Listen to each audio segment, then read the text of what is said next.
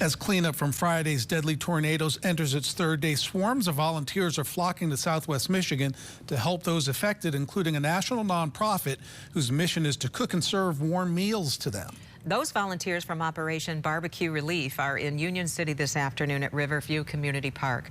One of the regional coordinators told News 8's David Horak that this mission means more. We've had a lot of disasters where we reach out to people and people show up because it's my hometown, it's my home state, it's my area. It's personal for me. As it is for Emlyn Thomas, who grew up in Farmington Hills long before joining Operation BBQ Relief. He's among the 24+ volunteers cooking for their neighbors in need.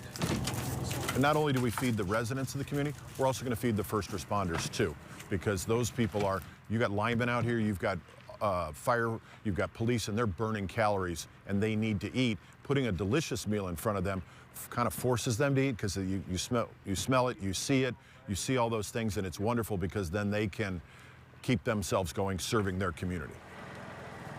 After sausage and a pork shoulder over the weekend, the first batch of volunteers representing 4 different states woke up before dawn to start prepping Monday's feature. Chicken, baked beans, I think we're doing chips, and then we'll probably do some applesauce or a fruit cup as well too. But to Thomas, it's not just what comes off the grill. Short of losing a child, this is the worst day in people's lives. And we're able to come here, and for us, getting here fast was really important because we talk about serving the one hot meal that matters, and it's kind of a slogan for us, but it's real. We believe a hot meal emotionally connects with people.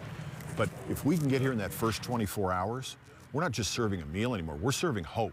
Yes, it's the worst day of your life. Yes, you've lost everything, but somebody cared enough to show up and cook for you and give you a meal that is going to say, hey, life is going to get better. It may take a while, and it may be a difficult road, but it's going to get better.